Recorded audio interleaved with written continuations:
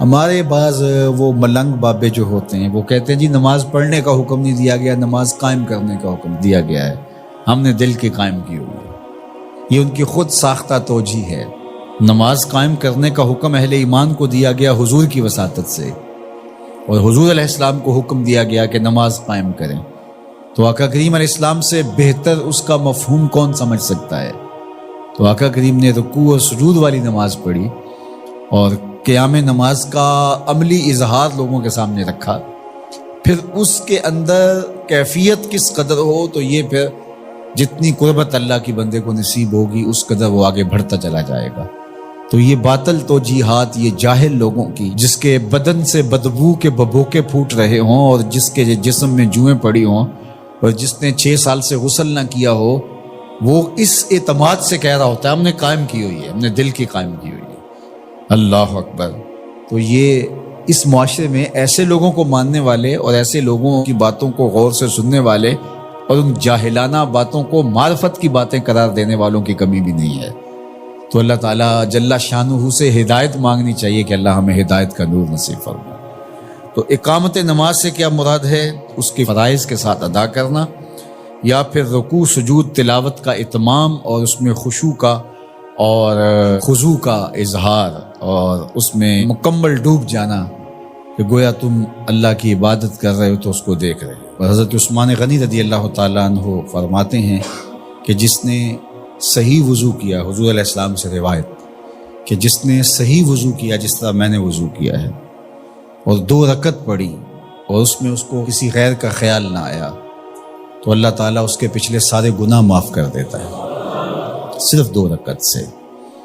لیکن اگر ساری نماز ہی خیالوں سے بھری پڑی رہی اور تصورات کہیں اور بھٹکتے رہے اور انسان کھڑا نماز میں ہے لیکن بہکتا کہیں اور رہا تو پھر وہ نماز کی صحیح اقامت نہیں ہوگی۔ تو اقامت صلاۃ سے مراد جو ہے وہ یا تو اس کو فرائض و واجبات کے ساتھ ادا کرنا، اور دوسرا مفہوم کے خشوع کے ساتھ پورے اراکین کا اعتدال اور اتمام، تو دونوں اس کے مفہوم بیان فرمائے گئے ہیں۔ تو ظاہر ہے کہ ابتدا کے اندر تو کوشش ہوگی کہ فرائض واجبات پورے ہو جائیں، تو وہ خشوع اگر نہیں بھی حاصل ہو پایا تو پھر بھی کوشش جاری رکھنی چاہیے، نہ یہ کہ اب وہ تو کیفیت ہی نہیں نصیب ہو رہی تو میرا نماز پڑھنے کا کیا فائدہ۔ حضرت محدث کچھوچوی علیہ رحمہ سے کسی مرید نے کہا حضرت نماز پڑھتا ہوں لیکن لطف نہیں آتا، مزہ نہیں آتا۔ تو آپ نے اسے سوالیہ انداز میں پوچھا کہ اس کے باوجود بھی پڑھتے ہو؟ اس نے کہا جی وہ تو فرض ہے، پڑھتا تو ہوں۔ تو آپ جھومنے لگے، فرمایا واہ واہ، تمہیں مزہ نہیں آتا پھر بھی پڑھتے ہو؟ اس کا مطلب ہے تم مزے کے لیے نہیں اللہ کے لیے پڑھ رہے ہو۔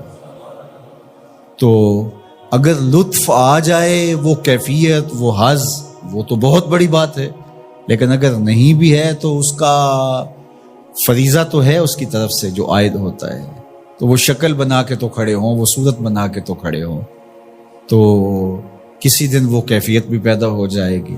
خورش دے بدر را جو کب کو حمام کہ یک روز افتد ہمائے بدام۔ سعدی شیرازی فرماتے ہیں کہ دانے ڈالتا رہے، چوغا ڈالتا رہے، کبھی کبوتر آئے گا، کبھی کوا آئے گا، کبھی کوئی اور فاختہ آ جائے گی، لیکن کسی دن وہ بھی آ جائے گا جس کے لیے تم یہ سب کچھ کر رہے ہو۔ تو اس لیے محنت کو جاری رکھو، کوشش کرتے رہو، تو ایک دن انشاءاللہ اس کیفیت میں بھی چلے جاؤ گے۔ دروازہ کھٹکھٹانا چھوڑنا نہیں ہے، دستک دیتے رہو، کبھی تو بوا کھلے گا نا، کبھی تو آواز آئے گی کھلا ہے دروازہ آ جاؤ اندر، پھر اندر سرور کی وادی ہوگی، کیف کا جہاں آباد ہوگا۔ اور آقا کریم نے ہمارے لیے آسانی پیدا فرما دی کہ اللہ کی عبادت اس طرح کرو کہ گویا تم اسے دیکھ رہے ہو، اور اگر یہ نہیں تو کم از کم یہ کیفیت تو ہو کہ وہ تمہیں دیکھ رہا ہے۔ تو اپنی اپنی کیفیت ہوتی ہے، بہرحال نماز کو ترک نہیں کرنا، بھرپور کوشش ہو کہ خشوع و خضوع کے ساتھ نصیب ہو۔ تو نماز کی اقامت کا یہی مفہوم ہے۔